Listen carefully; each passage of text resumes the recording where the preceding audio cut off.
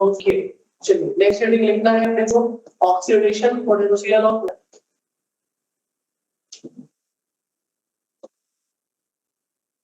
Oxidation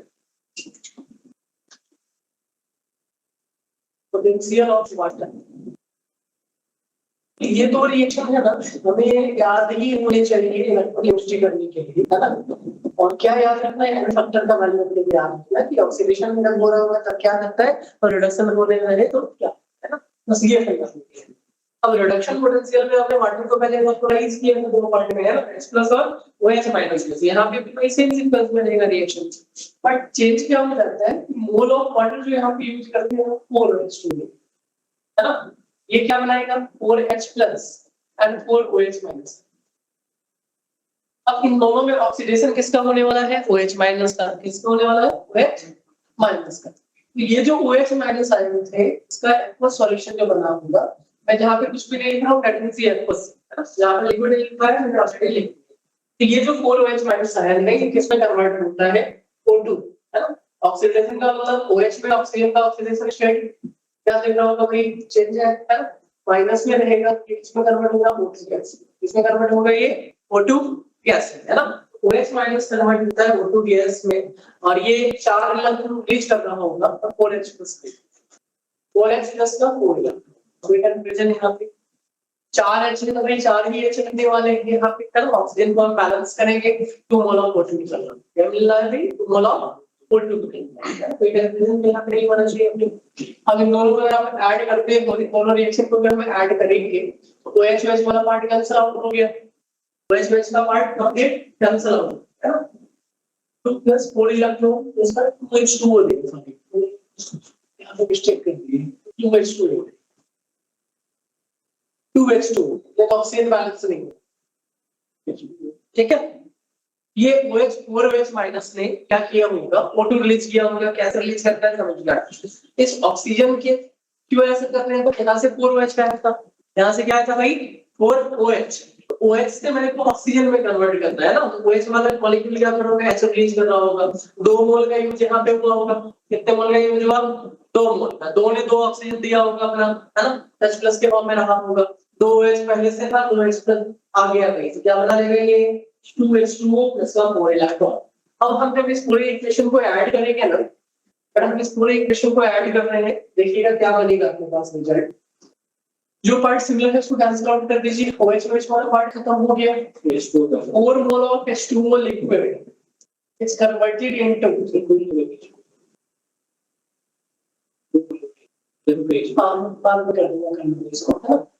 4H plus का O2 gaseous plus of 2H2O and 4 electron. अब 2 water को यहाँ से मैं गायब कर देता हूँ, तो फाइनल रिएक्शन अपना आएगा कुछ ऐसा आ जाएगा, oxidation potential 2 mole of liquid of water converted into O2 gas and this gives 4H plus and 4 electron. अब यहाँ पे भी हम अगर इसके वैल्यू को कंपेयर करें ना, जैसे कि नोट का ई का वैल्यू हमने निकाला था रिडक्शन पोटेंशियल के लिए, यहाँ पे भी आप क्या निकाल सकते हो, ऑक्सीडेशन पोटेंशियल का वैल्यू कैलकुलेट यहाँ से पर कैसे करेंगे, सेम वही लॉजिक। यहाँ पे क्या आएगा KW, क्या आएगा भाई KW आएगा, है ना। और इसके लिए ये क्या इसका रिएक्शन दिख रहा होगा, ई नोट का रिएक्शन दिख रहा है ना। H प्लस रही या फिर OH माइनस है, हर जगह क्या बोलते हैं ई नोट के बनने के लिए सही ना। तो क्वेश्चन में जो पैटर्न बनते हैं ना, जैसे कि कहां पे कौन सा वैल्यू होना चाहिए, ई का वैल्यू। अगर मेरे को यहाँ से ई का वैल्यू कैलकुलेट करना है तो अपन करेंगे क्या, जैसे ई का वैल्यू निकालते हैं, ट्राई करते हैं वैल्यू क्या होना चाहिए। अब हम ट्राई करोगे फर्स्ट ई का वैल्यू, इसका ई का वैल्यू ट्राई करेंगे। जो रिडक्शन पोटेंशियल का डेटा था उसी डेटा का यूज करते हुए हमें यहाँ पे ई का वैल्यू कैलकुलेट करना है ना। जो रिडक्शन पोटेंशियल का डेटा था उसी डेटा को कैलकुलेट करते हुए हमें यहाँ पे ई का वैल्यू निकालना है। KW का वैल्यू सेम है, कुछ भी चेंजेस देखने को आपको नहीं मिलने रहा होगा यहाँ, है ना। KW का वैल्यू सेम है, KW to the power minus 40 to the power. आप इसके लिए क्वेश्चन लिखिए, इसके लिए क्वेश्चन लिखिए, आपको समझ में आ जाएगा। इसके लिए क्वेश्चन लिखिए ई का, अगर इस रिएक्शन के लिए मेरे को ई का वैल्यू लिखना है, हमें क्या लिखना पड़ेगा, ये वैल्यू मैं हिंट दे देता हूँ थोड़ा सा कि E naught of this reaction is, last reaction का जो ई नोट का वैल्यू होता है ना, ई naught of H2O2 H2O2 O2 यही ऑक्सीडेशन है।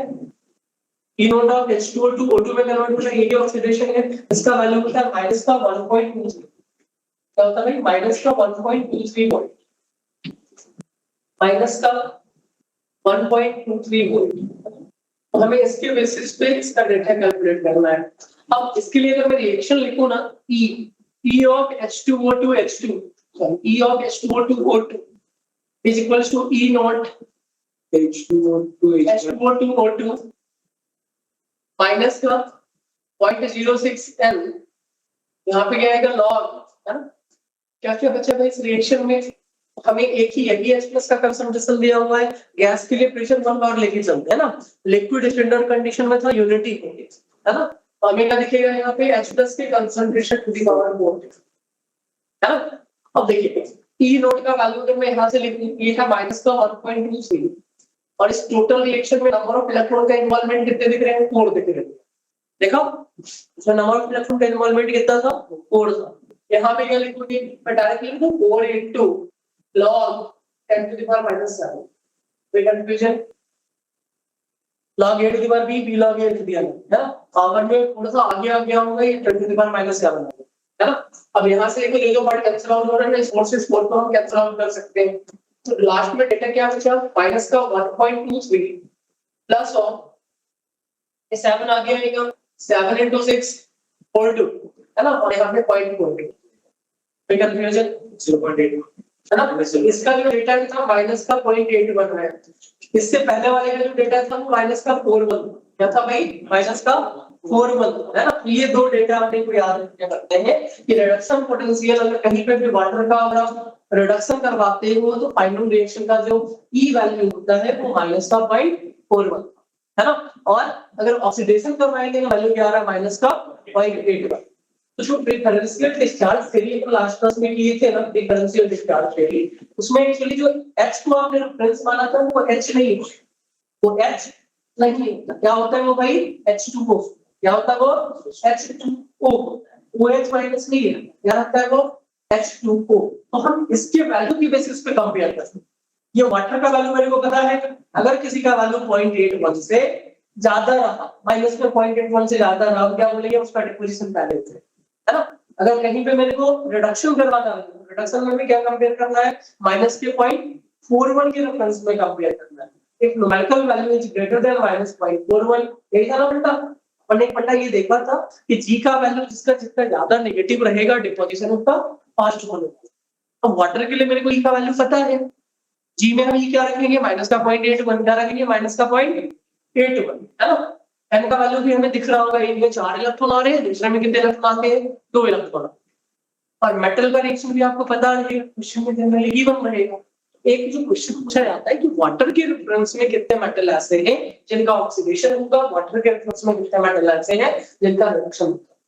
तो प्रिपरेसिव डिस्चार्ज थ्योरी का जो कांसेप्ट आता है वो इन दोनों वैल्यू के बेसिस पे है ना। मैंने जो भी एलिमेंट लिखाए थे ना, क्यों होगी आगे और पिटाई वाले का है ना, क्यों होगी आगे और पिटाई है ना, ये जो एलिमेंट रहेंगे इनका रिडक्शन H2O में प्रेजेंट H+ के रेफरेंस में जाता है, कंडेंसेशन पहले है ना। अगर मान लो सल्फेट नाइट्रेट दिख गया तो इनका वैल्यू जो है ना इससे कम होता है, इनका वैल्यू इससे कम होता है, मोर नेगेटिव वैल्यू देखिएगा हम अपने को, हम क्या बोलेंगे वाटर से जो OH माइनस है क्लियर है। तो मैं नोट में कुछ पॉइंट लिखवाना है, समझना है, बोलिए। ये जो भी वैल्यू है सब कुछ pH 7 पे भी ले रहे हैं, इसलिए 10 to the power -7 जो भी कैलकुलेशन में कर रहा हूँ कुछ भी ना लिखा रहे, दैट मींस वाटर का जो आयनिक प्रोडक्ट बचता है वो न्यूट्रल सॉल्यूशन पे ही होगा। मैंने वैल्यू क्या लिया है 10 to the power -7, that means at neutral pH में चेंज करोगे क्वेश्चन में डेटा गिवन रहेगा, उसके अकॉर्डिंग टू लिक्विड पोटेंशियल का वैल्यू थोड़ा बहुत चेंज। क्लियर है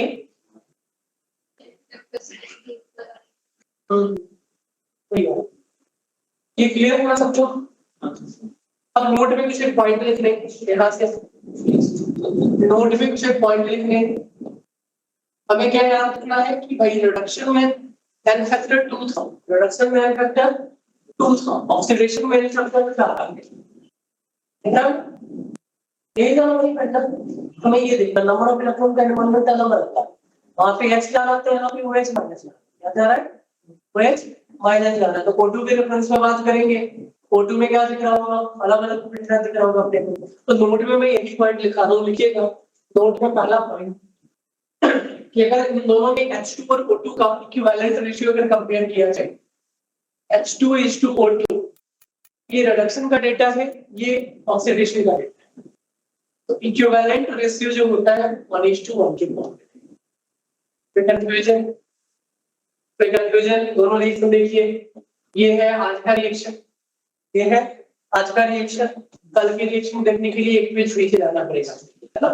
कल का रिएक्शन ये था भाई, यही था ना, यही था ना। दोनों में इक्विवेलेंट रेशियो की अगर बात करेंगे, इक्विवेलेंट रेशियो 1:1 के बराबर है। अगर मेरे को इक्विवेलेंट रेशियो पता है तो मैं यहां से मोल रेशियो भी बना सकता हूं। क्या बना सकता हूं, मोल रेशियो। किस पर डिपेंड करेगा, एन फैक्टर। किस पर डिपेंड करेगा, एन फैक्टर।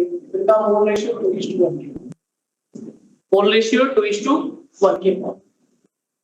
एंड तीसरा है मास रेशियो की अगर बात करें तो मास रेशियो इज रेशियो 1:8।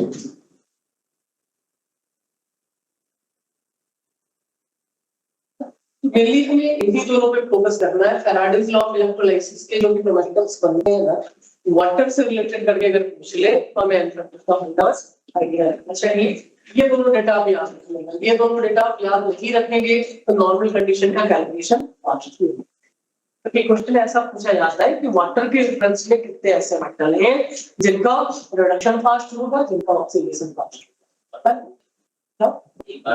कैसे, एक याद रखो दूसरा डबल है, एक माइनस का 0.41, दूसरा माइनस का 0.81, नियर बाय डबल। नहीं बोलोगे ना कभी, कोई एक याद, क्या याद रखना, रिडक्शन मतलब कम, ऐसा बोलो रिडक्शन मतलब रिड्यूस, कम वाला रिडक्शन है, मोर वाला ऑक्सीडेशन है। अब याद हो जाएगा, है ना। 1.41 1.81 ऐसे याद रखिए। 41 50 40 कम वाले रिडक्शन, मोर वाला ऑक्सीडेशन। क्लियर है ये पॉइंट। ये तीसरा फंडा था इलेक्ट्रोलाइटिक का। नोट में एक पॉइंट लिखना है, नोट में एक पॉइंट लिखना है, इसी नोट को आगे कंटिन्यू कर दीजिएगा। 1 mole of water required 2 Faraday charge for electrolysis.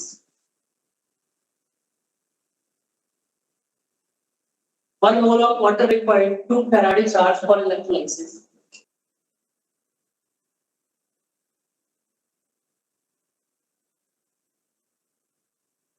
Last question simulators में करवाए थे नहीं, फैराडे लॉ का। अब इसी के बेसिस पे एक क्वेश्चन और करते हैं, लिखना है आपको जो मैंने कंसेप्ट समझाया उसके बेसिस पे क्वेश्चन लिखिएगा। 500 ml 2 molar aqueous solution NaCl, 500 ml 2 molar aqueous NaCl solution is electrolyzed using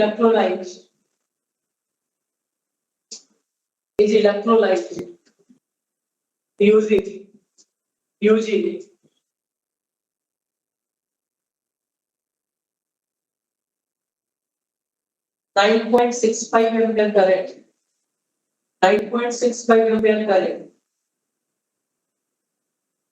having current efficiency. Sir, sir, please repeat the question. मैंने ये लिखा है 500 ml 2 molar aqueous NaCl solution is electrolyzed using 9.65 ampere current, 9.65 ampere current, having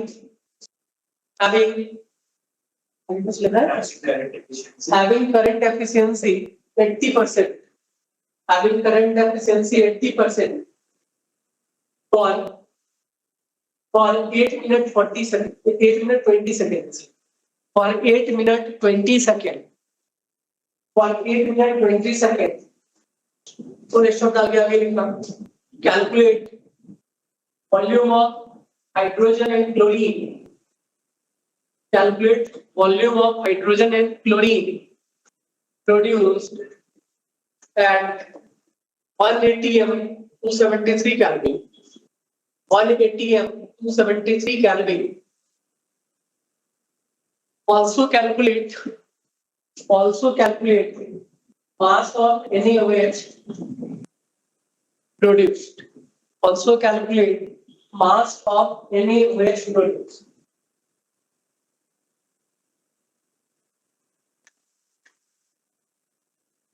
Also calculate mass of any waste produced.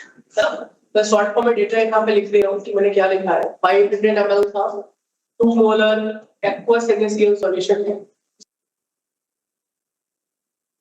हमने यहाँ पे current जो बात कराया है 9.65 एम्पीयर है। इसका एफिशिएंसी 80% है एंड जो टाइम दिया हुआ है वो 8 मिनट 20 सेकंड है। आपसे ये पूछा है वॉल्यूम ऑफ क्लोरीन क्या होगा, वॉल्यूम ऑफ हाइड्रोजन क्या होगा एंड मास ऑफ NaOH जो बना के देखें इसके बाद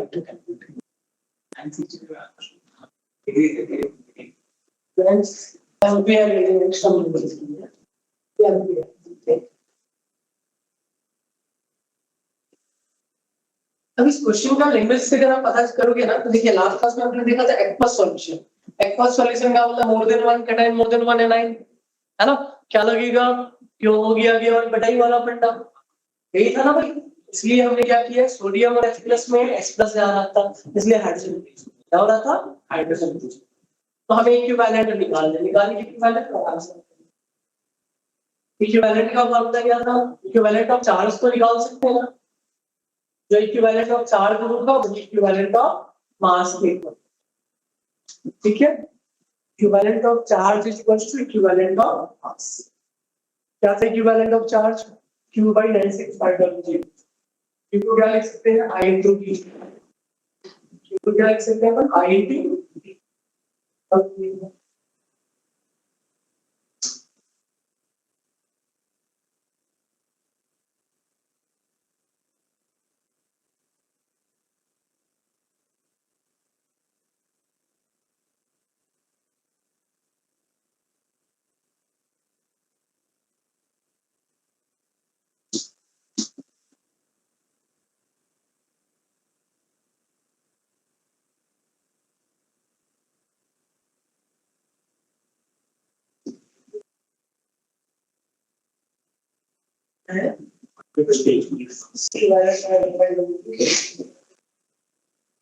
ट्राई करिए आगे का क्या है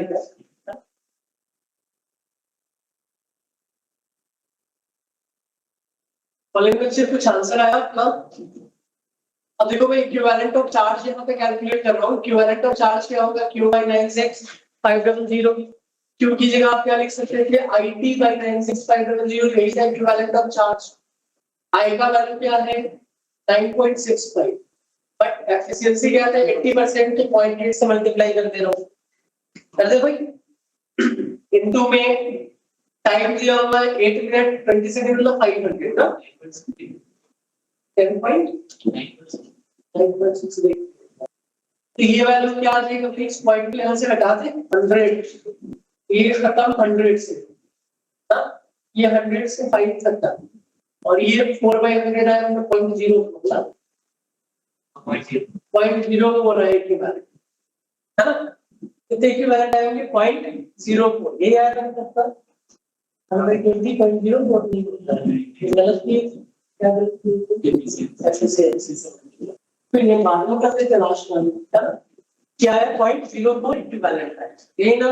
अब देखो जो इक्विवेलेंट इसका रहेगा वही इक्विवेलेंट इसका भी होगा सबका इक्विवेलेंट सेम होता है पता है अपने को है ना। मैं क्या बोलूंगा equivalent of Cl2 is equals to equivalent of H2 is equals to equivalent of NaOH is equals to 0.0 है ना। दो का वॉल्यूम निकालना है एक का मास निकालना है। जिसका मास निकालना है उसके लिए इक्विवेलेंट को क्या लिखेंगे मोल इनटू n फैक्टर NaOH का n फैक्टर 1 NaOH का n फैक्टर 1 यही ना। तो हम क्या लिखेंगे इक्विवेलेंट ऑफ NaOH से अपना 0.04 mole equivalent factor mole of NaOH क्या आएगा 0.04 डिवाइडेड बाय 1 ये n फैक्टर 1 है ना। मैं लिख दे रहा हूं इसका n फैक्टर 1 है ना भाई। तो आंसर क्या आया 0.04 मोल और इसका मास निकालना था। मास कैसे निकालेंगे 4/100 into 26 4 by 100 into 23 तो 23 4 से क्या होता है 92 है ना 92 by 100.9 सी आया होगा मास 9.92 ये कितने आंसर नहीं ये आता मास पहले वॉल्यूम निकालिए पहले वॉल्यूम निकाल चलिए वॉल्यूम निकाल देते हैं टेस्टों का कंबाइंड रिजल्ट आ रहा है इक्विवेलेंट ऑफ Cl2 क्या गिवन है 0.04 है ना Cl2 किसमें कन्वर्ट होगा Cl माइनस से Cl2 माना था हां सेम है ना तो एन फैक्टर का वैल्यू होता है ये क्लोराइड के लिए क्या होगा n factor main factor n factor के बेसिस पे गलत करेंगे आप एन फैक्टर क्या होगा कैपिटल मास एनए तो काउंटर का सोडियम तो एस तो यहां पे ज्यादा है ना भाई अब एनए में डिपॉजिट जितना एनए डिपॉजिट होगा सी ओएस तो उतना ही कंबाइन होगा ना तो बस आपने जो मास निकाला है बस एनए का ही आता है तो इसको तो ऐड एनए का वेट ऑफ एनए तो इसको मल्टीप्लाई ऐड कर सही ठीक 23 लिख दिया 40 सही बोल दिया हाँ ये 160 by 100 1.6 ग्राम वैसे सोडियम में 1.6 ग्राम एक करेक्शन करिएगा यानी OH का मास था हमें OH के भी मास को कंसीडर करना पड़ेगा इक्विवेलेंट से मैं मास को अपने को कंसीडर कर सकता है ना अब देखो Cl2 का फैक्टर आप लोग को बताना क्या होगा Cl2 का फैक्टर है 2 हाइड्रोजन का फैक्टर भाई रिएक्शन लिखना है एक किसका ऑक्सीडेशन रिडक्शन हाइड्रोजन का हाइड्रोजन किसमें कन्वर्ट होगा H2 में है ना हाइड्रोजन किसमें कन्वर्ट होगा H2 में कन्वर्ट होगा ये करेंगे ना भाई फंटा H2 के अकॉर्डिंग टू हमें चलना है तो कैसे निकाल देते हैं factor change in oxidation number into number of factor यही था ना ये 0 से +1 था भाई 0 से +1 change in oxidation number 1 number of atom 2 क्या हो गया भाई 2 हो गया है ना क्लोरीन में भी Cl माइनस किसमें कन्वर्ट हो रहा है Cl2 में इंक्रीज हो रहा है यही था ना भाई तो हमें इसी का ऑक्सीडेशन नंबर निकालना है इसी का एन फैक्टर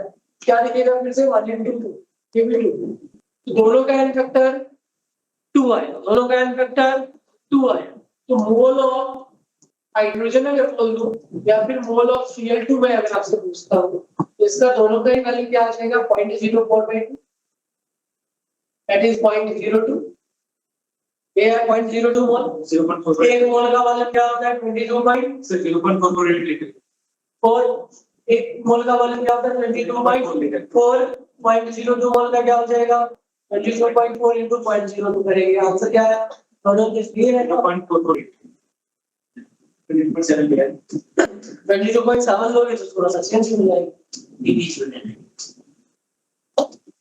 आंसर क्या है पॉइंट 448 एक इसका मेरा पॉइंट है तो किसी भी रहना है तो अस्ताम पॉइंट है दोनों का सम क्या है पॉइंट है एक देखिए आंसर आएगा 0.448 क्लियर क्या करें वो इसमें क्वेश्चन पूछता था कंबाइंड ये बेंच में ऐसे क्वेश्चन से नहीं कंबाइंड टू पॉइंट कल 24 का 4-5 क्वेश्चन करना है आगे भी करना है 25 में कंबाइंड इसकी भी अपने टैबलेट्स वाले निकलता नहीं सोचे भी सकते भी सोचे हां वो भी करेंगे सब वॉल्यूम निकालना तो भी निकालना है इलेक्ट्रोकेमिस्ट्री तो रिएक्शन करता था बस मेन रिएक्शन आप लिखना है फैक्टर पर गलती नहीं करोगे लेकिन पीवी इक्वल्स टू एनआरटी की कैलकुलेशन गलत कर दोगे पीवी इक्वल टू एनआरटी से अगर करोगे तो कैलकुलेशन गलत हो जाएगा है ना इससे करोगे कैलकुलेशन कभी भी गलत नहीं होगा है ना इक्विवेलेंट और इलेक्ट्रोकेमिस्ट्री रिलेटेड है ना रेडॉक्स और इलेक्ट्रोकेमिस्ट्री तो रेडॉक्स को इलेक्ट्रोकेमिस्ट्री अगर पढ़ रहे हो तो रेडॉक्स आप खुद ही रिवाइज कर लेना ठीक है चलिए क्वेश्चन और करते हैं अपन देखना है नेक्स्ट ये कंसेप्ट पहले सीख लो फिर ये क्वेश्चन निकालूंगा है ना मैं क्वेश्चन के थ्रू ही कंसेप्ट बता रहा हूं देखिएगा find the nature of solution find the nature of solution find the nature of solution obtained by electrolysis of the following. Electrolysis of the following. Find the nature of solution obtained by electrolysis of the following. है ना? Question थोड़ा इस pattern में लिखना, last column में लिखना nature of solution, या फिर सेम सोच लेगा। यहाँ पे आपने सब्सटेंस ले लिया, यहाँ पे कोई सब्सटेंस पर लेके चल रहे हैं जिसका इलेक्ट्रोलाइसिस अपने को करवाना है, और ये एनोड पे क्या रिलीज होगा ये देखना है अपने, और कैथोड पे क्या रिलीज हो रहा है ये देखना है। क्या लेना है, ऑलवेज पे ऑक्सीडेशन होता है, कैथोड पे प्रोडक्शन। मैं यहाँ पे कुछ सब्सटेंस लिखूंगा, है ना, आपको ये बताने हैं कि क्या क्या प्रोडक्ट का फॉर्मेशन होगा, है ना, फाइनल नेचर ऑफ सॉल्यूशन क्या है। तो पहले क्वेश्चन को लेके चलते हैं। मुझे मालूम मैं लेता हूँ एक्वस Na2SO4 सॉल्यूशन। तो एक्वस का मीनिंग क्या था?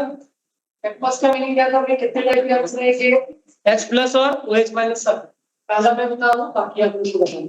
Na+ आयन है, H+ आयन, OH- आयन है, सल्फेट आयन, है ना, प्रेफरेंशियल डिस्चार्ज स्टेट लगाएंगे, है ना। Na+ और H+ में किसका रिडक्शन होगा? H+। किसका होगा? H+ का, है ना। क्यों होगी आगे और पिटाई नहीं दिख रहा अपने को? नहीं दिख रहा ना भाई। क्यों होगी आगे और पिटाई नहीं दिखे तो हमें कैटाइन किसका रिडक्शन कराना है? H+ का। एक जगह कंडीशन चेंज था, कहाँ पे? Mercury electrode. क्या बोल दिए? Mercury electrode. कुछ भी ना लिखा रहे तो न्यूट्रल इलेक्ट्रोड में चलता है। क्वेश्चन में अगर कुछ भी डेटा ना लिखा रहे दैट मींस न्यूट्रल इलेक्ट्रोड के प्रेजेंस में हम रिएक्शन करवा रहे हैं, है ना। कैथोड पे रिडक्शन होगा, H2 गैस बनेगा। एनोड पे बताइए OH- और सल्फेट, OH-। ये OH किसमें कन्वर्ट होगा? O2 में। किसमें कन्वर्ट होगा भाई? O2 में। OH- के ऑक्सीडेशन से क्या बनता है? O2 बनता है ना। बट यहाँ पे भी एक चेंज था, अगर कंसंट्रेटेड सॉल्यूशन ले लेते हैं सल्फेट जल्दी एनहांस, है ना, जो कल मैंने नोट में 2-3 पॉइंट लिखे। तो हम क्या बोलेंगे, ये O2 और ये H2 हो गया। अब प्रोडक्ट क्या बना होगा? जो भी आयन बचा वही आप उसमें कंबाइन किए होंगे। तो पहले भी Na2SO4 था, अभी भी Na2SO4 ही बना है। तो हम क्या बोलेंगे, सॉल्यूशन के नेचर में कोई भी चेंज देखने को नहीं मिलेगा, है ना। जो इनिशियल सॉल्यूशन था वही फाइनल सॉल्यूशन। कंफ्यूजन नहीं है।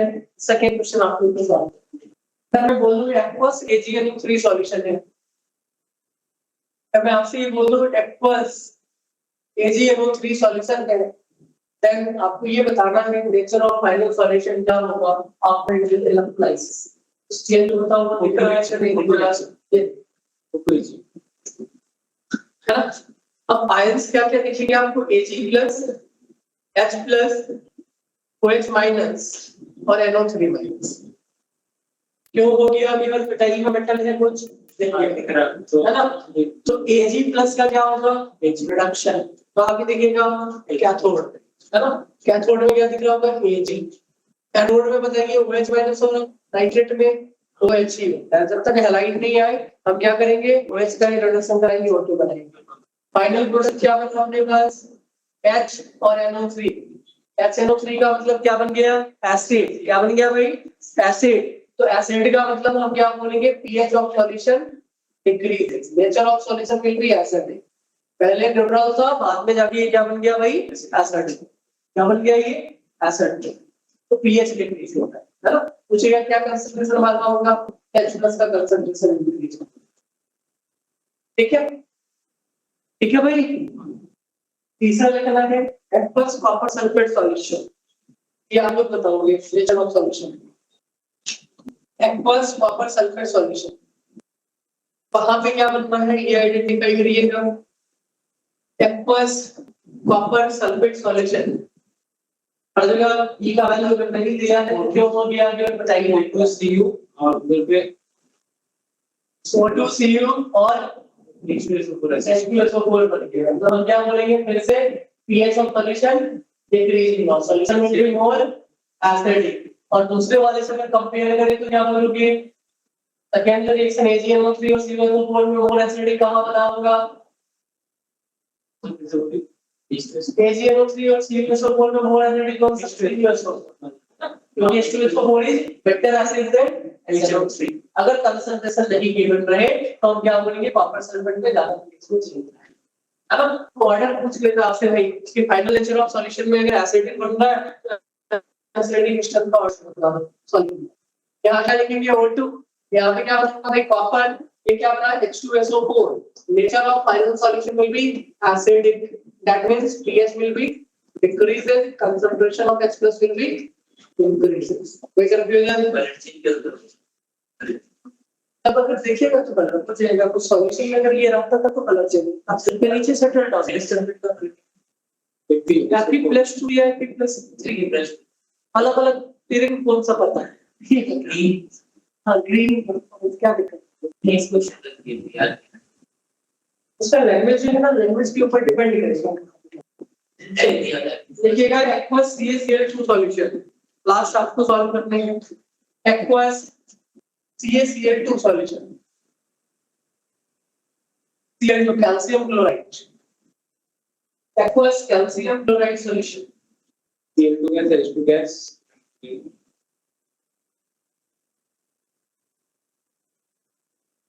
aqueous calcium chloride solution CaOH goes twice basic क्या बना होगा भाई यहाँ पे क्या करवाए हो आप Cl Cl2 यही ना यहाँ पे क्या लिखे होंगे H2 है ना बना क्या calcium hydroxide that means pH of solution increases nature of solution is basic concentration of H plus is decreases basic मतलब OH minus का concentration बड़ा होगा उसका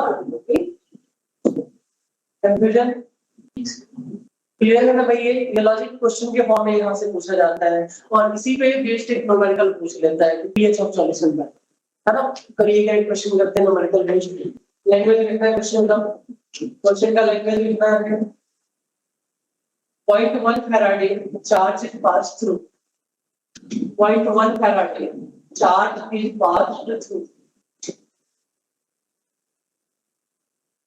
a 10 liter solution a 10 liter solution 10 liter solution containing 0.1 molar copper sulfate containing 0.1 molar copper sulfate containing 0.1 molar copper sulfate solution solution डाल के आगे लिखना find total mass produced at anode find total mass produced at anode and cathode. Find total mass produced at anode and cathode. Also calculate pH of solution. Also calculate pH of solution.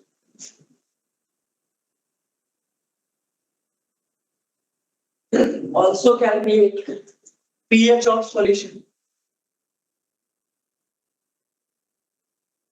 Sir solution का volume क्या था 10 litre 10 litre sir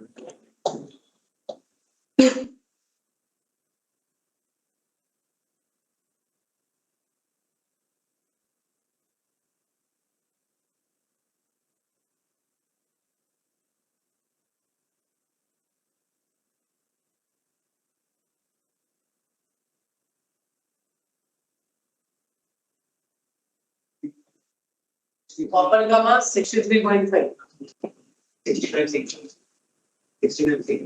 इनका 65.4 दिया रहेगा question में tension नहीं है concept पे हमें फोकस करना है इलेक्ट्रोनियम का एक क्वेश्चन तो फिक्स है सबके पेपर में है एक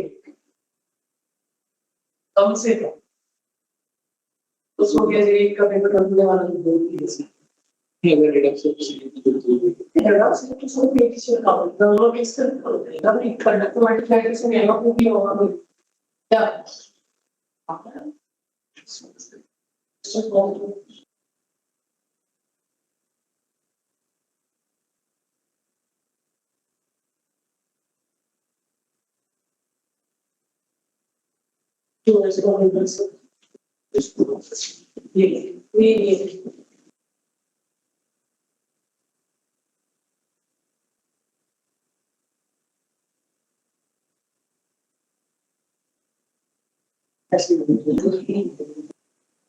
ये बात करता है इसको क्या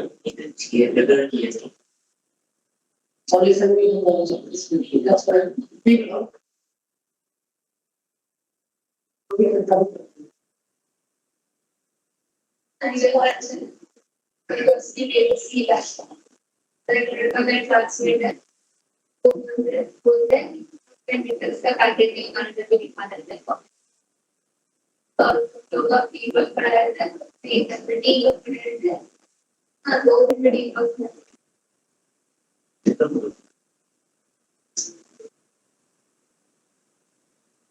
और बैटल्स तो एक्शन होते हैं ना एक्शन और बैटल्स अब कैरेक्टर का वीडियो बना दिया था गलत है पीएसएससी होता है ये आवाज ये यहाँ का खिड़कियाँ खुला हो जाता है अरे प्रोग्रेस को रेशो शुरू कर लिया ये क्वेश्चन इस पे आता है चाहिए आपके क्या बोर्ड पे 21 पॉइंट एनोड पे 2.175 ज्यादा आ गया इक्विवेलेंट क्या निकालेंगे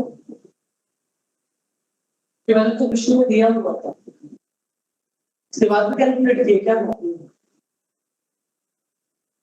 क्वेश्चन में इक्विवेलेंट दिया था 0.1 करके दिया है कैलकुलेट करना है क्या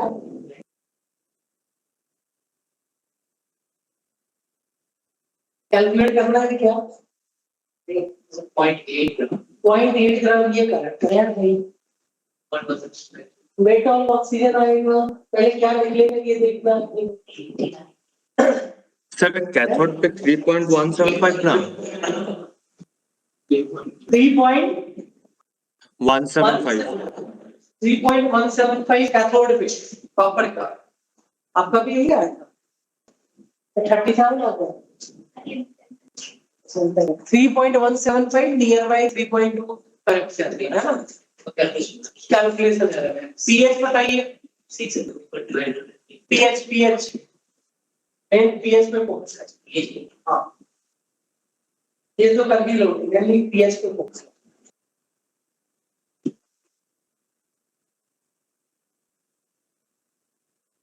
तो अपना जो रिएक्शन था भाई वो क्या था copper sulphate solution copper sulphate anode पे क्या मिलेगा एनोड पे ऑक्सीडेशन होगा डायरेक्टली तो O2 बना होगा एक्वस कॉपर सल्फेट सॉल्यूशन का मतलब आयंस क्या क्या दिखेंगे अपने को Cu+2 आयन देखा H+ आयन देखा OH- आयन देखा एंड सल्फेट आयन देखा है ना तो OH और SO4- में OH का ही होता है ऑक्सीडेशन तो ये बनाया होगा O2 कैथोड पे क्या बना होगा जो हो गया और पिटाई है तो कॉपर बना होगा यही है इस O2 गैस का मेरे को मास निकालना था और कॉपर सॉलिड का भी मास निकालना है यही था ना अब क्वेश्चन में इक्विवेलेंट 2 pH है सही है भाई इक्विवेलेंट क्या नहीं बनता भाई 0.1 फैराड है ना वही है ना इक्विवेलेंट में पता है सबका तो equivalent of O2 is 0.1 and equivalent of copper is 0.1 copper में एन फैक्टर क्या होगा 2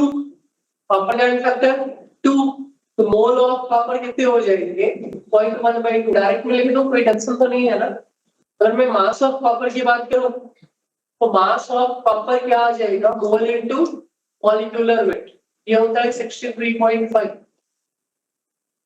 तो ये आ जाएगा बाय 10 कर दो 63.5 by 20 here my answer is 3.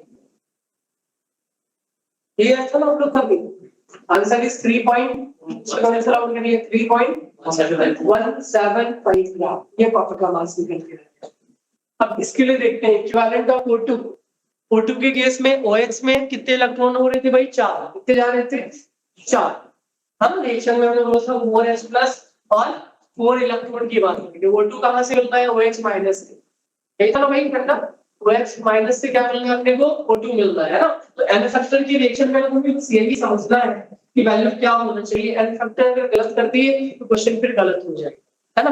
कैसे कर रहे हैं एक बार लॉजिक भी देख लीजिएगा, अगर कुछ कंफ्यूजन आ जाए आपको तो। OH माइनस CO2, इस ऑक्सीजन का ऑक्सीडेशन स्टेट बताइए। x प्लस 1 इक्वल्स टू -1, तो x का वैल्यू माइनस का 2 था। क्या था भाई, माइनस का 2, है ना, रिडॉक्स वाले बन गए। तो यहाँ पे ये -2 में है, ये 0 में है।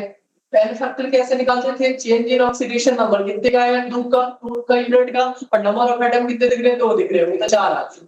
यही था ना भाई। तो इक्विवेलेंट ऑफ O2 ये है, मोल ऑफ O2 हम क्या बोलेंगे, मोल ऑफ O2 इज 0.1/4, है ना।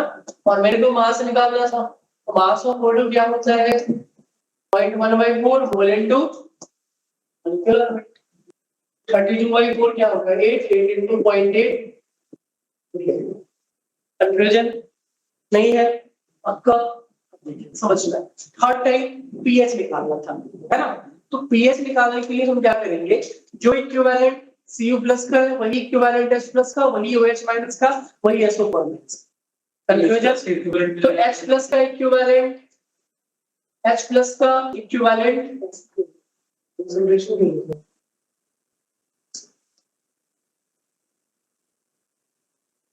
Equivalent of H plus is 0.1, है ना। मोल भी कितने हो जाएंगे, 0.1, मोल भी कितना आ जाएगा भाई, 0.1। और पीएच निकालने के लिए हमें कंसंट्रेशन चाहिए, मोलारिटी। तो क्वेश्चन में वॉल्यूम गिवन है, कैलकुलेटर गिवन है ना। तो हम क्या बोलेंगे, ये हो गया 1/100, दैट इज 10⁻²। पीएच क्या होता था, माइनस का log concentration of H plus, है ना। तो पीएच का वैल्यू, पीएच का वैल्यू, है ना। तो क्वेश्चन को बहुत आसान तरीके के पूछे जाते हैं, थोड़ा सा अगर हम फोकस करेंगे अपना आंसर, ठीक है। नेक्स्ट हेडिंग लिखिएगा फैक्टर्स अफेक्टिंग, नेक्स्ट हेडिंग लिखना है factors affecting, factors affecting cell reaction at electrode, factors affecting cell reaction at electrode.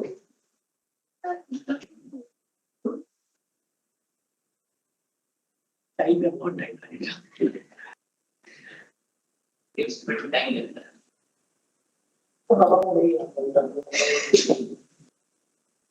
अभी इसका सॉल्यूशन बाकी है, सॉल्यूशन टिकट्स की हालत है, पीरियड तो कम करते हैं, और वो भी ऑनलाइन कर सकते हैं, जो ऑफलाइन कर सकते हैं। इनको बोल दीजिएगा, वो लोग कॉल कर वो लोग चेंज करना 500 लगता है। चेंज कर दो, कैसा यही हो जाएगा।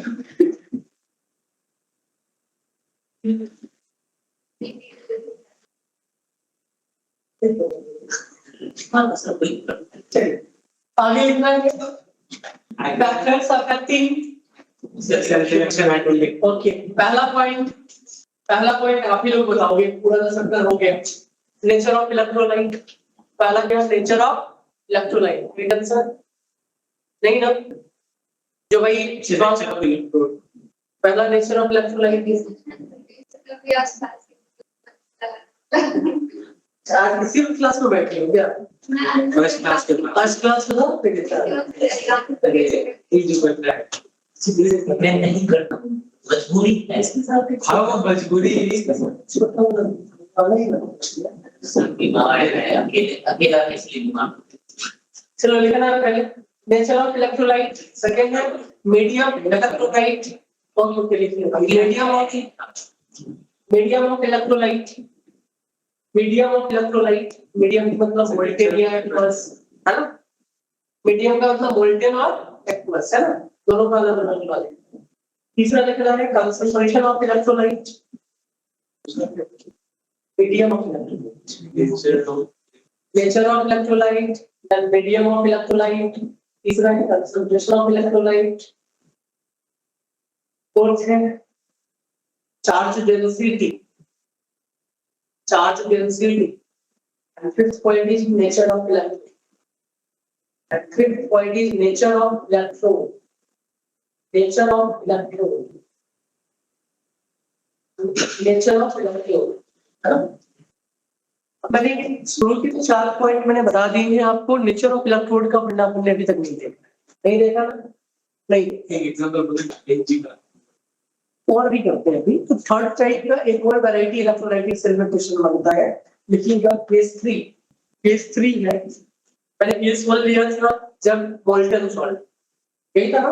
केस 2 एक्वस सॉल्ट था। एक्वस सॉल्ट में बहुत सारे वैरायटी निकल के आते हैं ना, कि जब ई गिवन रहे तब क्या होगा, अगर ई नहीं गिवन रहे तो फिर डिफरेंशियल डिस्चार्ज में भी ले रहे हैं। और उसी के बेसिस पे हमने बहुत सारे पॉइंट डिस्कस किए, कुछ क्वेश्चन पूछा है ना।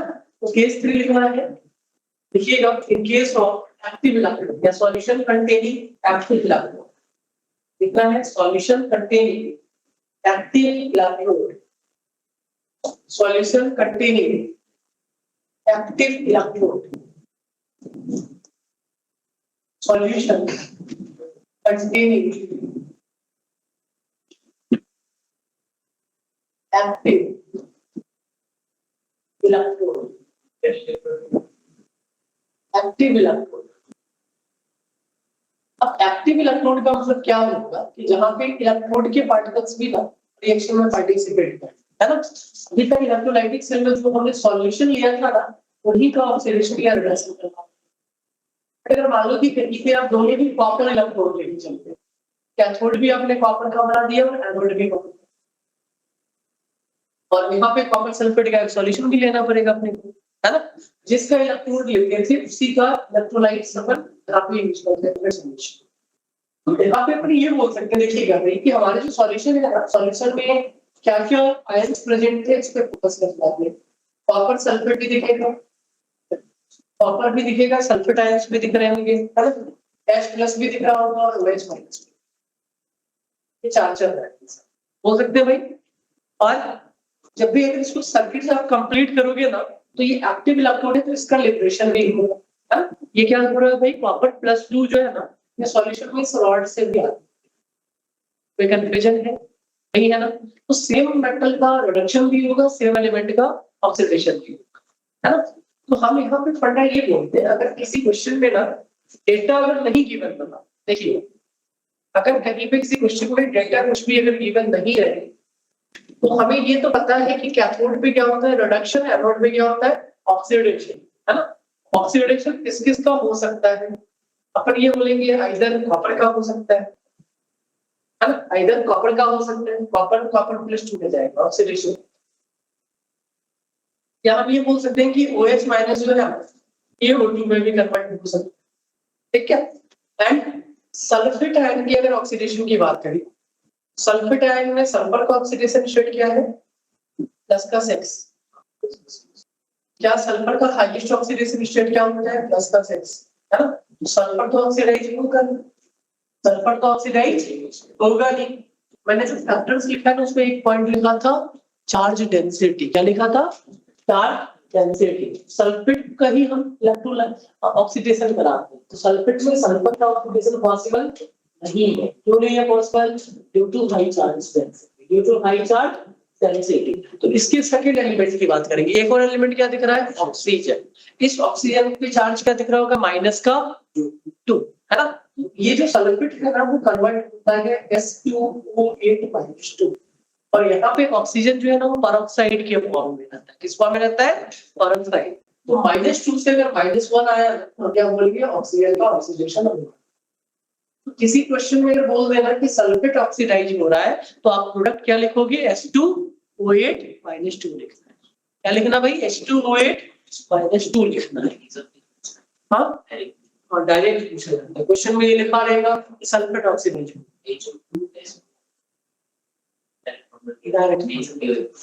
डायरेक्ट ये पूछा ही जाता है, बहुत बार पूछा गया ये क्वेश्चन, है ना। तो चार्ज डेंसिटी वाले आप तो गलत कर लेते हो, आज के बाद गलत नहीं कर।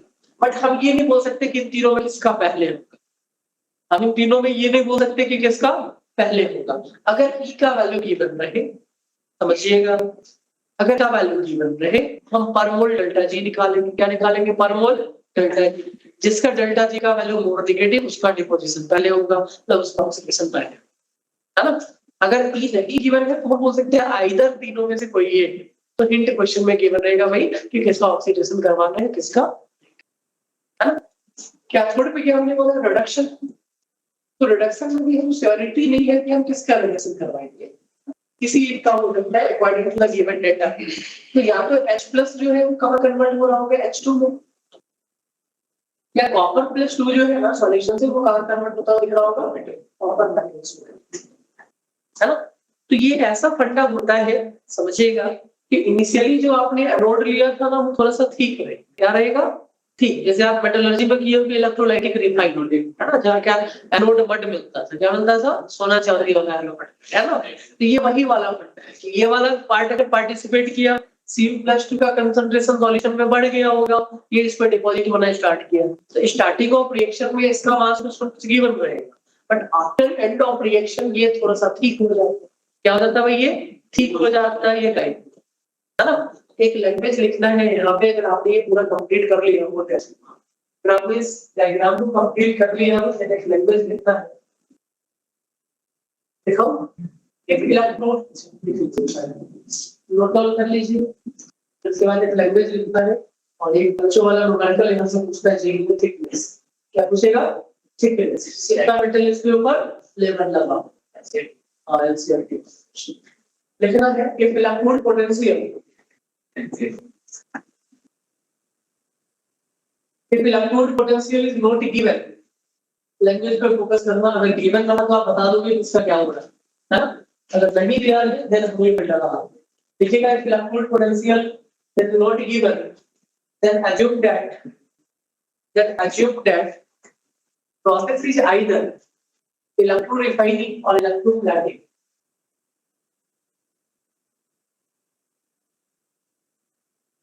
Process is either electro refining or electroplating, in which same metal ion oxidizes, in which same metal ion oxidizes and reduces, same metal ion oxidizes and reduces at anode and cathode respectively. Same metal ion oxidizes and reduces at anode and cathode respectively. Anode and cathode respectively. तो आपसे पूछ लेते हैं आपके thickness क्या है, क्या पूछा जाएगा थिकनेस क्या है ना। तो फैराडेज लॉ ऑफ इलेक्ट्रोलाइसिस का ही फंडा अप्लाई करते हैं हम। क्या था Faraday's law of electrolysis, equivalent weight is equals to equivalent charge, यही था ना भाई, weight by equivalent weight equals to q by 96 factor 0, है ना। मैं इस e वाले टर्म को इधर लेके चलता हूं, weight is equals to e into it divided by 96500। अगर कहीं पे क्वेश्चन पे डेंसिटी गिवन है, density into area into thickness लिखते हैं, वेट होगा, density into area into thickness क्या हो जाएगा वेट, है ना। डेंसिटी बस मास बाय वॉल्यूम, ये है वॉल्यूम एरिया इनटू थिकनेस, है ना भाई, और डेंसिटी से मल्टीप्लाई कर दिया, ये क्या आएगा EIT by 965। तो हमें थिकनेस पूछा जाता है, थिकनेस का मतलब क्या हो जाएगा EIT divided by 96500 into density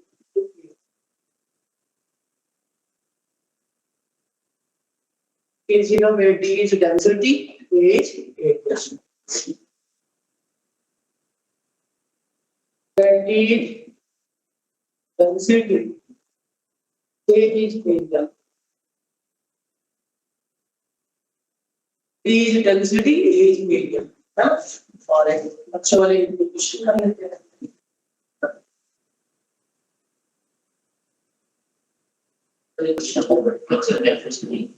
बच्चों वाले कैलकुलेशन जेई के पेपर में कहाँ है केमिस्ट्री में कैलकुलेशन, ये मैंने को मैसेज किया सर जेई के इलेक्ट्रोकेमिस्ट्री में ना बहुत सारा कैलकुलेशन है, कैलकुलेशन से भी कर ले, बोले कर लिया फिर सिर्फ पैकेज वाला क्या पैकेज नहीं है, पैकेज डिस्कस कीजिएगा सिर्फ calculation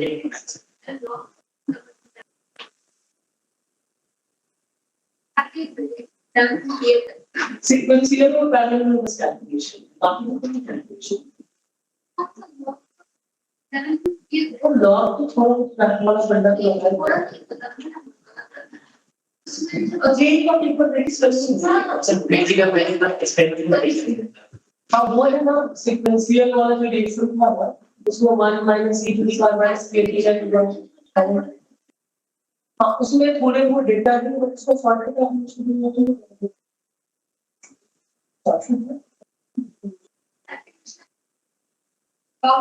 exponential Next one, because one ये किस क्वेश्चन में सॉल्व कंप्लीट करके ऐसा ही है। और क्वेश्चन क्या नहीं बता सकते। मोबाइल टेबल बना के करना टेबल टेबल तो सबसे आसान है, आप देख लिया जाता है। Activation energy e to the power minus का के वो जो है ना, उसमें डाउट होगा कि e to the power minus है, तो और था उसमें हमें 3 टाइप का वैल्यू दिया जाता है। स्लोप के अकॉर्डिंग का आप अगर ड्रॉ कर लेंगे ना, जो वैल्यू है dy by dx है ना, तो स्लोप की बेसिस पे आप कैलकुलेट करते हैं। माइनस में e to power माइनस में ज्यादा वैल्यू है 1 by e to the power x का वैल्यू कम या ज्यादा, तब का ये बोल रहा हूं। चलिए ये अपनी समझे। चलिए क्वेश्चन करते हैं पहला, calculate weight of copper. Calculate तो करनी हो गया calculate weight of copper deposit लिख लेंगे। एक लाइन का क्वेश्चन है, मैं जब तक लिखाऊंगा उससे पहले आंसर बता दूंगी। Calculate weight of copper deposit. Calculate weight of लिखिए। Calculate weight of copper deposit 19.3 into 10 to the power 3 coulomb। 19.3 into 10 to the power 3 coulomb। 19.3 into 10 to the power 3 coulomb charge is passed through copper sulfate solution। Pass through copper sulfate solution।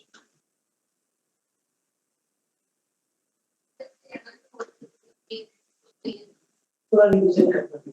Level का page 1 पे ज्यादा focus करना है। 25% कितने equation बहुत ज्यादा है। कितने जैसे सब बोल के थक गया, लेकिन कोई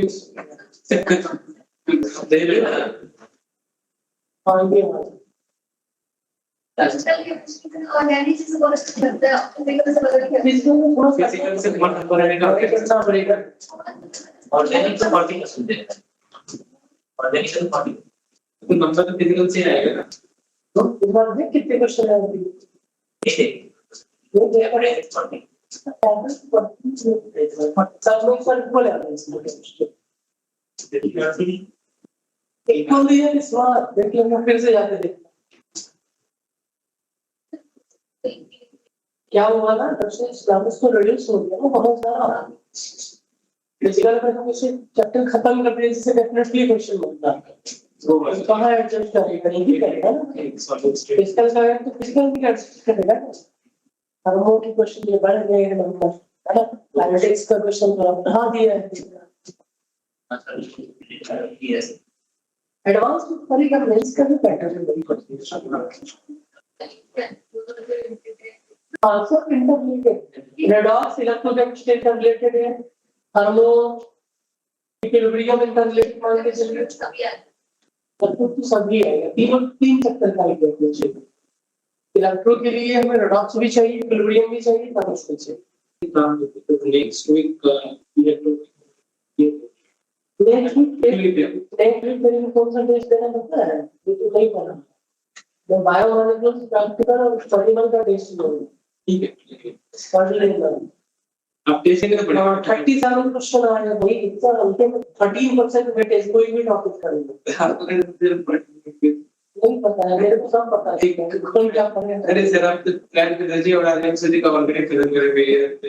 नहीं तो मॉलिक्यूल भी ऑर्गेनिकली पार्ट है। ऑर्गेनिक तो मॉलिक्यूलर कंडेंसेशन से क्वेश्चन नहीं आ रहा। मैं गारंटी लेता हूं कि पॉलीमर से क्वेश्चन, ये बायोमॉलिक्यूल से क्वेश्चन है। ठीक है तब नेक्स्ट वीक वही टेस्ट करेंगे ना। थ्योरी नहीं बता रहा। बायोमॉलिक्यूल्स में पॉलीमर से तो नेक्स्ट वीक टेस्ट करने के बाद अच्छे से पढ़ जाएंगे। आसान रहता है वो, 2 घंटे में भी फिनिश हो जाएगा। आपको फ्री का मार्क्स है। तेरे पेपर में 3 क्वेश्चन आएंगे इस चैप्टर से। कितने ऑर्गेनिक के 10 में से 3 क्वेश्चन यहां से आ रहे हैं। सर एडवांस का भी जो क्वेश्चन आया नहीं एडवांस में भी आसान रहता है भाई, देख ले। बताया है। बस मैं उसको बोल रहा हूँ, किया नहीं है। इधर पे सॉल्यूशन कर देंगे। सॉल्यूशन सोल्व पहले, जिसका स्पेरिटी सॉल्यूशन में क्वेश्चन नहीं पूछेगा, एक ही पूछता है ग्राफ, वो वाला देख के हो जाएगा। एकदम एक्सपेक्टेशन का बहुत है।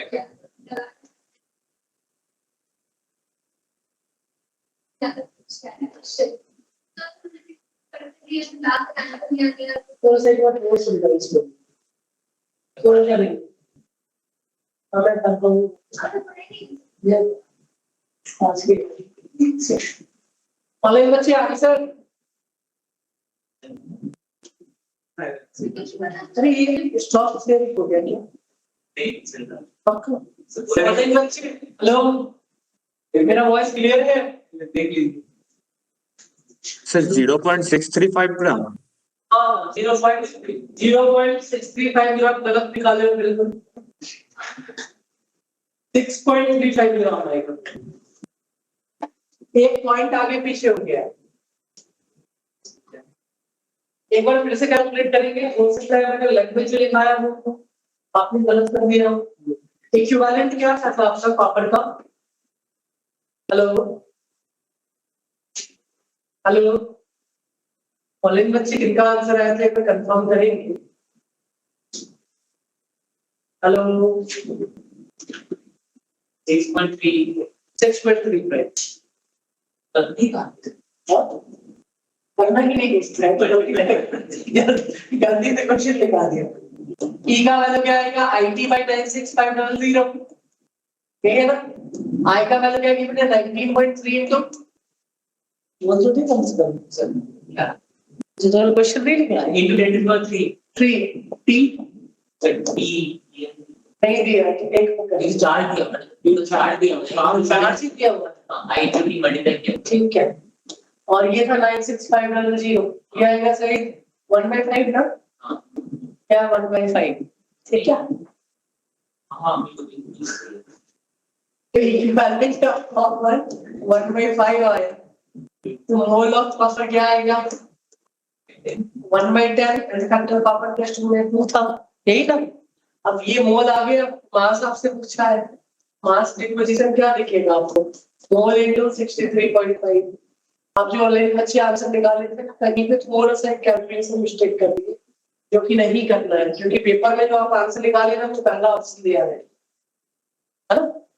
चलिए सेकंड क्वेश्चन, थिकनेस पे एक लास्ट क्वेश्चन है अपना, है ना, देन फिर अपन नेक्स्ट कांसेप्ट पे मूव कर जाएंगे। देखिएगा, how long a current of how long a current of 3 ampere is passed through 3 ampere is passed through AgNO3 solution, AgNO3 solution, AgNO3 solution in coating of a metal surface, in a coating of a metal surface, coating of a metal surface of 80 centimeter square, 20 centimeter square, with 0.010 mm thickness, with 0.010 mm thickness, 0.010 mm thickness, 0.010 mm thickness.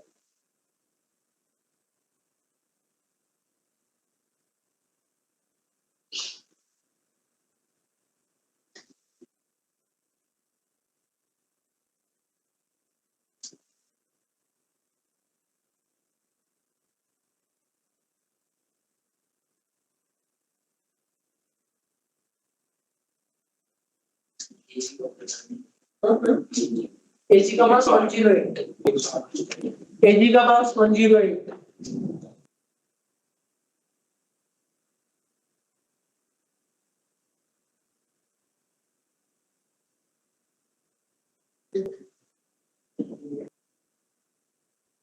थोड़ा सा खत्म हो जाएगा।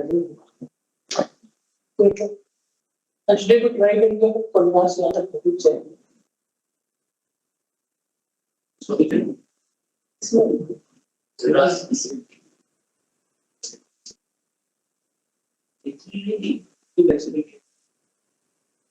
Density ठीक है अपनी बात कुछ डेंसिटी लिखना है, अच्छा डेंसिटी नहीं लिखा है।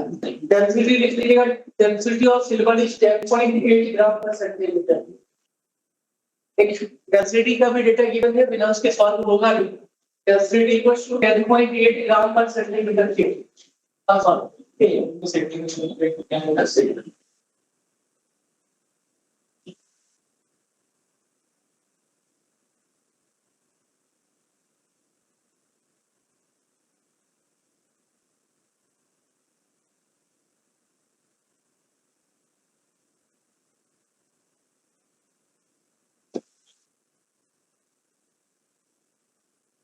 क्या क्या वीडियो लेकर एजुकेशन प्लेटफॉर्म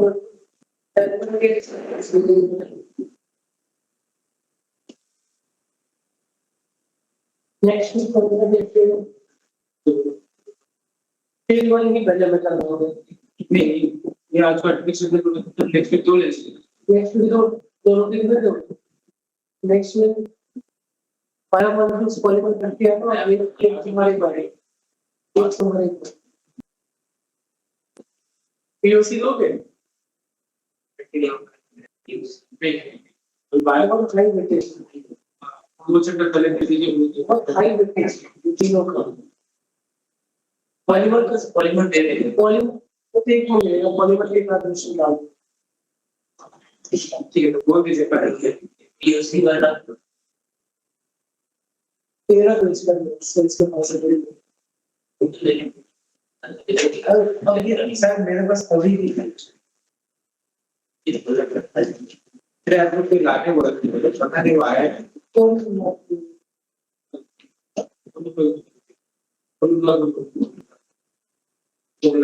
लाना हमको जेरोक्स करना ठीक है उसको पीडीएफ क्यों जेरोक्स करना पीडीएफ से प्रिंट आउट नहीं करना है। एक तो पीओसी खत्म उसमें पूरा उसको रन नहीं हुआ। ये प्यूरिफिकेशन का नोट्स नहीं लिखा है। ये इंग्लिश 25 में 5 क्वेश्चन है। मेरे को याद दिला देना धीरे-धीरे हम एक बार देख लेंगे प्यूरिफिकेशन से कितने 5 क्वेश्चन। ऑनलाइन बच्चे आंसर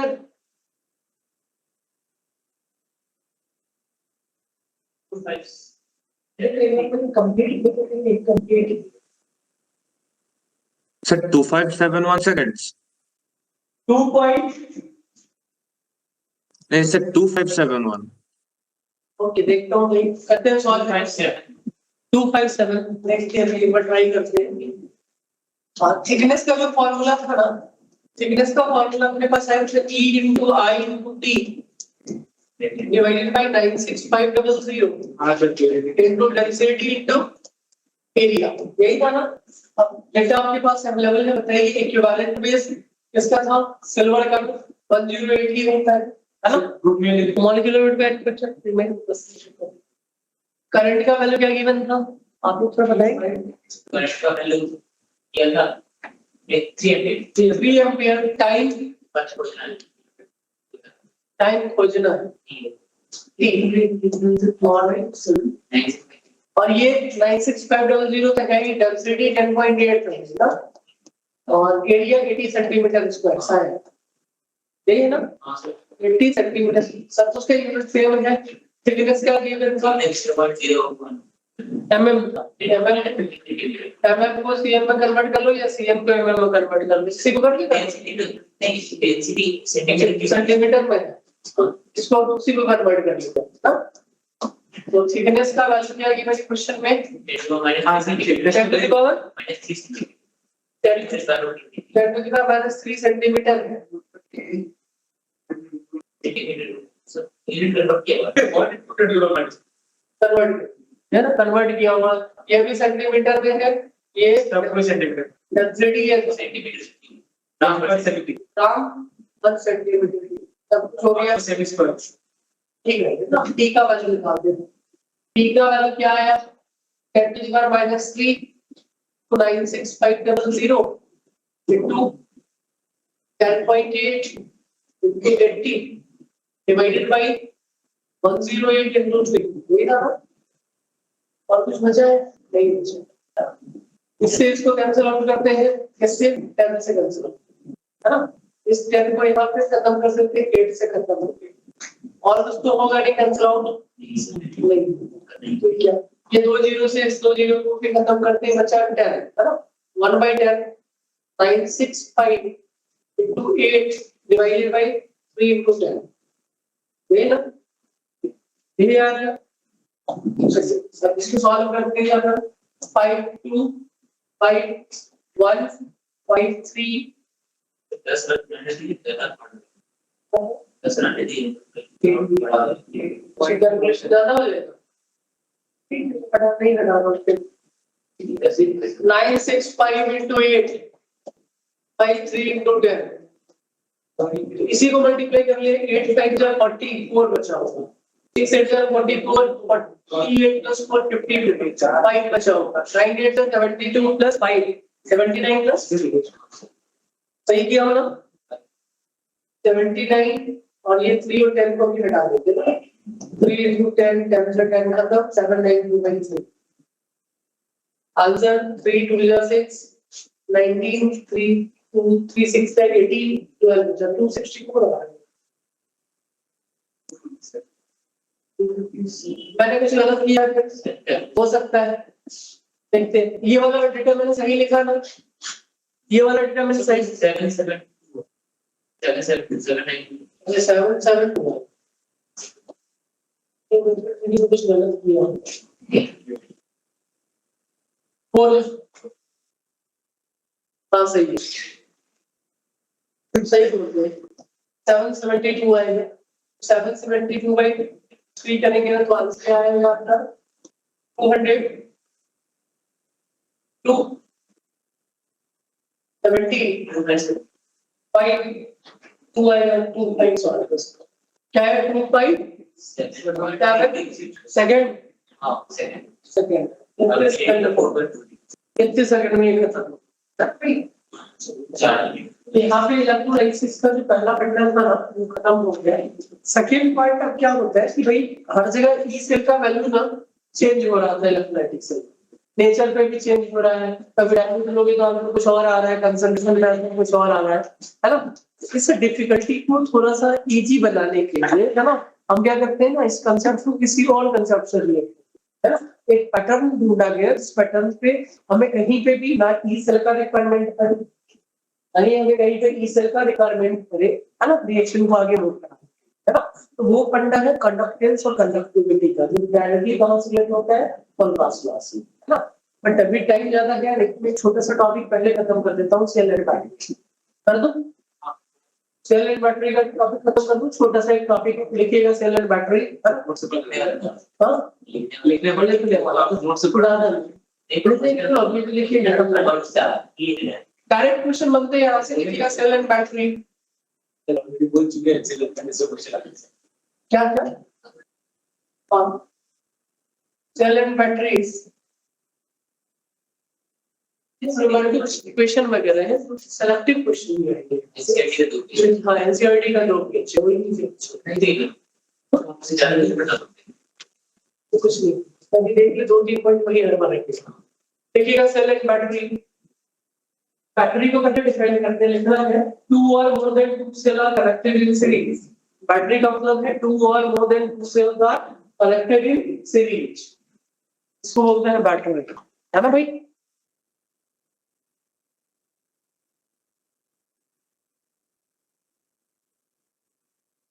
टू और more than 2 cells are connected in series, इसको क्या बोलेंगे अपन बैटरी। बैटरी का डेफिनेशन क्या है 2 or more than 2 cells are connected in series, इसको क्या बोलेंगे अपन बैटरी है ना।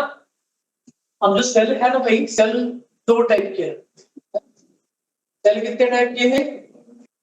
दो टाइप के। पहला क्या बोलते हैं भाई? Primary cell. क्या बोलेंगे भाई? Primary cell. दूसरा क्या होता है? Secondary cell. प्राइमरी सेल किसको बोलते हैं? जो नॉन रिचार्जेबल है। क्या है भाई? Non rechargeable. दूसरा क्या होता है? जो रिचार्जेबल। लिखना है इसके ब्रैकेट में, ये नॉन रिचार्जेबल। जितने भी नॉन रिचार्जेबल सेल है ना, उसको अपन बोलेंगे प्राइमरी सेल। और जो रिचार्जेबल सेल बोलते हैं उनको क्या बोला जाता है? Secondary cell, rechargeable. ठीक है भाई। अब प्राइमरी सेल को फर्दर हम दो पार्ट में डिवाइड करेंगे। प्राइमरी सेल को हम फर्दर दो पार्ट में डिवाइड करेंगे, वन बाय वन करते हैं। तो मैं आपको बहुत छोटा सा एक पॉइंट लिखा रहा हूँ, इसी पॉइंट पर जस्ट फोकस करना है। क्वेश्चन सॉल्व करेंगे अपन क्या क्या रहता है। तो प्राइमरी सेल में हम दो सेल पढ़ेंगे। पहला होता है ड्राई सेल, कैसी बोलते हैं? लैक्लांसिस सेल। क्या बोलते हैं इसको? लैक्लांसिस सेल।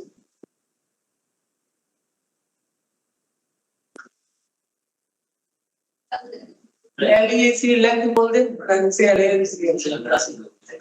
लैक्लांसिस सेल। ये ड्राई सेल क्या बोलते हैं भाई? इसको लैक्लांसिस सेल।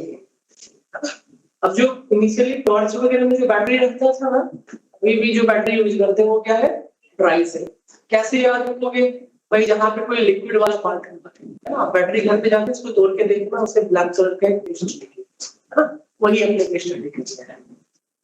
नॉन रिचार्जेबल है, इसका मतलब ये तारीख का कुछ दिन तक लाइफ होता है, उस लाइफ के बाद हमें उसको फेंकना पड़ता है, रिप्लेस करना है ना। बाकी जो बैटरी है वो रिचार्जेबल रहेगा, खत्म होता है चार्ज पे लगा देंगे, जैसे मोबाइल है ना। इनकी दोनों का वर्किंग प्रिंसिपल अभी समझना है कि कौन सा कैसे। अब ये जो ड्राई सेल टॉर्च पे बैटरी देखने को मिली है, घड़ी पे लगा तो 1.5 वोल्ट है, क्या लिखा रहता है? 1.5। इसका ई वैल्यू जो है ना, ई सेल 1.5 वोल्ट। अब बोलोगे बहुत सारा जो ऐसा एपरेटस से जो ज्यादा चलता है उसको कैसे करेंगे? तो सेल को हम ऐड करके क्या बना देते हैं? बैटरी। बहुत सारे को सीरीज में ज्वाइन कर दो, बहुत सारे को सीरीज में ज्वाइन कर दो, वोल्टेज बढ़ता जाएगा, उसके समान ट्रांसफार्मर। ड्राई सेल क्या होता है भाई? लैक्लांसिस सेल। इसके ई सेल का वैल्यू है 1.5। क्या है भाई? 1.5। अब ये दिखता कैसा है? तो एक डायग्राम पर ड्रॉ करते हैं थोड़ा सा समझाने के लिए कि हर जगह भाई दो इलेक्ट्रोड रहना चाहिए।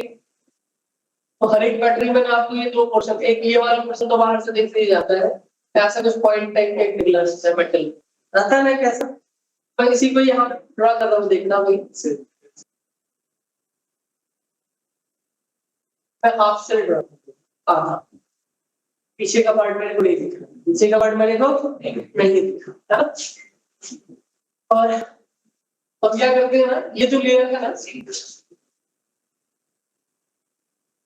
ये जो है बॉडी जो रहता है ना इसका, ड्राई सेल का, वो जिंक का बना रहता है। क्या रहता है भाई? जिंक। ये किसका बना रहता है भाई? जड़। ये है जिंक। और ये जो सेकंड इलेक्ट्रोड है ये ग्राफाइट का बना है। किसका बनाते हैं भाई? ग्राफाइट।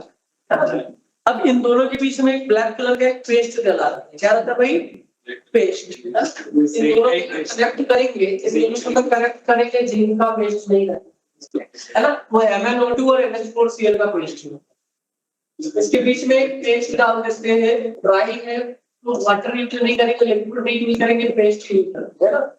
ये सॉलिड पेस्ट है, सॉलिड पेस्ट MnO2 और NH4Cl का सॉलिड पेस्ट है ना, ताकि दोनों कनेक्ट है ना, दोनों के कनेक्ट होने के लिए हम ये पेस्ट बनाते हैं। जिंक है ना, जिंक है, ग्राफाइट रहेगा दूसरा इलेक्ट्रोड, इसका वैल्यू पता है। अब हमें क्या करना है, इसकी रिएक्शन पे थोड़ा सा फोकस करना है। एनोड पे अपने की ऑक्सीडेशन ही होगा, कैथोड पे अपने भी रिडक्शन ही होगा। जो एनोड है ना भाई, वो एनोड जिंक है। एनोड क्या होता है भाई? जिंक। क्या करेंगे इसका? ऑक्सीडाइज करवा देंगे। Zn+2 2 इलेक्ट्रॉन दिया, कोई कंफ्यूजन? कैथोड पे रहेगा न्यूट्रल है, ग्राफाइट इलेक्ट्रोड न्यूट्रल होता है, तो हम उसकी रिएक्शन को लिख नहीं सकते हैं, इसलिए हमने इसमें एक पेस्ट डाला। क्या डाला भाई? पेस्ट। चार्ज ट्रांसफर कहाँ से कहाँ होता है? जिंक से स्पेस टू। कहा जाता है भाई जिंक से ये पेस्ट जो है ना वो करेक्ट। तो अपन यही फंडा लिखना है कैथोड पे कौन सा रिएक्शन हो रहा है। तो पेस्ट में ना NH4Cl लिख रहा है ना, तो NH4 प्लस में अमोनियम आयन ने एक इलेक्ट्रॉन यहाँ से एक्सेप्ट किया होगा। अमोनियम आयन ने ये इलेक्ट्रॉन एक्सेप्ट किया और क्या बनाता है? अमोनिया। क्या बनाता है भाई? अमोनिया। NH3 प्लस का H2। कोई कंफ्यूजन है इसमें? NH3 प्लस का H2 gases form, half H2 gases form.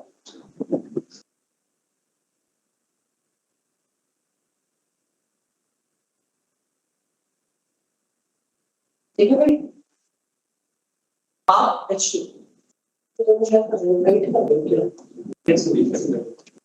NH3 बना और ये half H2 बना है ना। अब देखिएगा ये जो अमोनिया गैस है और ये जो हाइड्रोजन गैस है, अगर मान लो ट्राई सेल में कहीं पे गैस लीक हो गया, बस्ट कर दो, क्या होगा? वो क्या हो जाएगा भाई? से बस्ट कर देगा। तो ये गैसेस के मिक्सचर के रीजन से ये ट्राई सेल बस्ट ना कर जाए, इसलिए हमने इसमें क्या डाल दिया है? है ना। तो MnO2 क्या करता है? इस H2 को एब्जॉर्ब क्या कर लेता है? H2 को एब्जॉर्ब, है ना। H2 का आपने पढ़ा होगा हाईली, तो बहुत ज्यादा एनर्जी है हाइड्रोजन की। एनर्जी बहुत ज्यादा है। सबसे ज्यादा एनर्जी किसका रहता है भाई? हाइड्रोजन का। अगर बैटरी बस्ट किया तो सामान लगा है वो तो जाएगा ही जाएगा, अगर उधर वाले सबको लेके, है ना। वो तो करना ही है अपने को। ठीक है, कैलोरीफिक वैल्यू सबसे हाई किसका था? हाइड्रोजन का, है ना। 1.5 लाख किलोजूल पर ये था।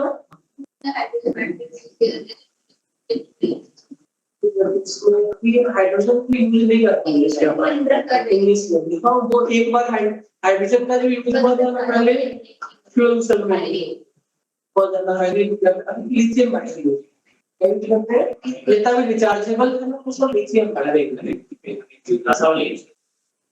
वाले भाई हाइड्रोजन बनाना पॉसिबल है। हाइड्रोजन बनाने के लिए टरबाइन चाहिए, घड़ी में टरबाइन को लगा नहीं सकते। जिस दिन घड़ी में टरबाइन लग जाएगा उसे हम फिजिकल का यूज करेंगे। एक बार बैटरी लगाएंगे सालों साल से रॉकेट चलाने हाइड्रोजन का जनरेशन कहीं से होता है। हम वाटर को इलेक्ट्रोलाइज करके क्या करेंगे?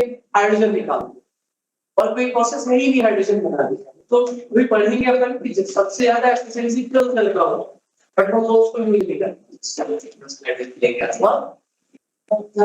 तो भगवान ने बदला से रेगुलेट आगे के पास कौन है कहीं से रिलेट कर तो वाला परमात्मा की बन के जाएगा, सूरज से आएगा। चलिए तो ये समझ लीजिए और भाई अब यहाँ पे MnO2 का पेस्ट जो डालते हैं ना, तो MnO2 का पेस्ट क्या करता है समझना। इस हाफ H2 को एब्जॉर्ब करिए, MnO2 plus half of H2, और ये प्रोडक्ट क्या बनाते हैं देखना, ये भी पूछा जाता है आपसे पूछे। MnOOH क्या बनाता है भाई? MnOOH क्या बनाता है? ये MnOOH। क्वेश्चन ये पूछा जाता है भाई कि ड्यूरिंग ट्राई सेल रिएक्शन ना मैंगनीज का ऑक्सीडेशन स्टेट कहां से कहां चेंज हुआ, तो अपन क्या याद रखेंगे? +4 से +3। पहला क्वेश्चन ये, पहला क्वेश्चन ये क्वेश्चन पूछा गया है ना। डायरेक्ट में ये रिएक्शन याद रखना है कि Mn कहां से कहां चेंज होता है। आप क्या बोलोगे? Mn +4 से +3। इससे क्या बनता है ये भी पूछा गया है ना। तो MnO2 कहां कन्वर्ट हो रहा है? MnOH है। नहीं पढ़ के जाओगे तो ये ऑप्शन कभी दिखेगा नहीं। नाम क्या नहीं अगर पढ़ के जाओगे तो ये ऑप्शन आपको लगेगा ही नहीं, बोलोगे ये पहले ही गलत, बोलोगे ऐसा अजीब सा लग रहा है ना। MnO2 है ना, बोलोगे ये कोई ही नहीं सकता, कुछ और बना। ठीक है, तो +4 से ये +3 में जाएगा। इन दोनों को ऐड कर दीजिए। जगह नहीं है मेरे पास, आपके पास है, मैं इधर लिख दूं। हाइड्रोजन हाइड्रोजन खत्म, क्या दिख रहा होगा आपको? NH4 प्लस का MnO2, इधर पे एक इलेक्ट्रॉन रिलीज करते सर, एक इलेक्ट्रॉन ये रख गया और ये बना होगा अमोनिया। क्या बना? ये अमोनिया और साथ में MnOH MnOOH क्या बताए MnOOH। ये है इसका सेल रिएक्शन, ये है इसका सर NOOH कॉन्बिनेशन टाइम में MnOOH के टाइम में इलेक्ट्रॉन हम +3 के इलेक्ट्रॉन जाएगा खत्म। तो इलेक्ट्रॉन खत्म हो जाएगा। ये चलता रहेगा प्रोसेस, ये हर बार इलेक्ट्रॉन लेगा अमोनिया बनाएगा, ये हर दिन इलेक्ट्रॉन एक्सेप्ट कर रहा होगा, इसलिए मैं ऐसे लेता हूं, है ना। हर जगह क्या होगा, ये बनाते जाएगा, ये एक्सेप्ट करते जाएगा। वेस्ट है ना, चलता रहेगा वही प्रोसेस। तभी तो बोलते हैं कि इलेक्ट्रॉन के मूवमेंट के वजह से ही करंट का फ्लो होता है। इसलिए जब तक ये रहता है वही वेस्ट के फॉर्म में, अमोनिया गैस बनता रहेगा। जितना अमोनिया से डला हुआ है वो जब तक इलेक्ट्रॉन निकालते रहेगा, NH3 बनता रहेगा, H2 का फॉर्मेशन होता रहेगा, तब तक वो चार्ज है। जैसे ये बंधन खत्म, क्या बोलते हैं भाई, खत्म हो गया ये मैग्नेट। सडन वो खराब नहीं होता, देखना धीरे धीरे स्लो होने लगता है। 1-2 मिनट उसको पटक के ऐसे मार पीट के करोगे ना, एक आध दिन चलता है। NH3 को ऑब्जर्व कर रहा है, अमोनिया किसी फॉर्म में रहेगा, गैस गैसेस फॉर्म में रहेगा। ये फिर से वही पेस्ट ड्राई हो गया ना, पहले गैसेस फॉर्म में तो रहेगा, सॉलिड पेस्ट आप ले पेस्ट में थोड़ा बहुत लिक्विड तो पेस्ट भी रहेगा, ये रहेगा सूख जाता है बैटरी। आपने समटाइम देखना फूलने लगेगा। पहले जो मोटा वाला बैटरी है उसमें पार्ट फूला हुआ अच्छे से दिखता है ना। अभी जो है पेंसिल बैटरी में ना क्या किया, मेटल का लेयर ज्यादा बना दिया, थोड़ा हार्ड मेटल यूज करते हैं ना, वो ज्यादा फूलता नहीं है, उसको खोल के देखोगे तब दिखेगा। ठीक है, पहले वाले में थोड़ा सा ठीक वाला बैटरी देखे ना, ये देखिए मोटा वाला एक बैटरी आती था, टॉर्च को भी फिल करते थे, दादाजी फ्रेंडली यूज करते थे। अभी भी दिख जाएगा, अब नहीं दिखेगा। सिर्फ घर में सामने पेंसिल लिख देते हैं, है ना, बड़ा वाला टॉर्च में यूज होता है पेंसिल। तो ये रिएक्शन क्या है तो समझिएगा। अब ये जो गैस लीच हुआ ना, क्वेश्चन आपने पूछा था, वो क्या होता है, कहाँ जाता है। तो Zn+2 जो है ना, वो क्या करेगा, इस अमोनिया और Cl- दोनों को एब्जॉर्ब करके एक सॉलिड बना लेता है। मैं इधर लिखूं Zn+2 plus of ammonia plus of Cl-, ये आपस में कंबाइन करके Zn NH3 का होल ट्वाइस, तो ये Cl2 बना लेगा, ये बना लेगा, क्या बना लिया, ये सॉलिड खत्म हो गया। ये अपना ट्राइसिल का पहला पार्ट, ट्राइसिल एल्काइलाइसिस, ये खत्म हुआ। क्या अपना ट्राइसिल क्लास का डायमेंशन खत्म हो गया, हो गया ये इसका मेरा फिर से क्लास में बताऊं। मैं टेस्ट कोई बैठे चलिए मिलते हैं अपन नेक्स्ट क्लास में। ये आप लोग लिख लीजिए, ये वाला याद रखिएगा बस, ये याद रखना। ट्राइसेल से एक क्वेश्चन यहाँ से फिक्स है, अगर पूछा गया आपके पेपर ऐसे पूरे रीजन पे नोट्स बना है, रीजन से नोट्स और ये दोस्तों खुद बना है। अरे बटन नहीं दिस बटन का वेट करिए पर कुछ नहीं बना सकते। रिएजेंट्स का नोट्स बन चुका है ऑलमोस्ट, थोड़ा सा इसमें पेंटिंग करना बाकी रह गया। सुंदर नोट्स बनाओगे तो पढ़ने में भी मजा आएगा। गंदा सा नोट्स बनाओ, ऐसे बनाओ तो पता नहीं, खुद को ही पता नहीं क्या लिखे।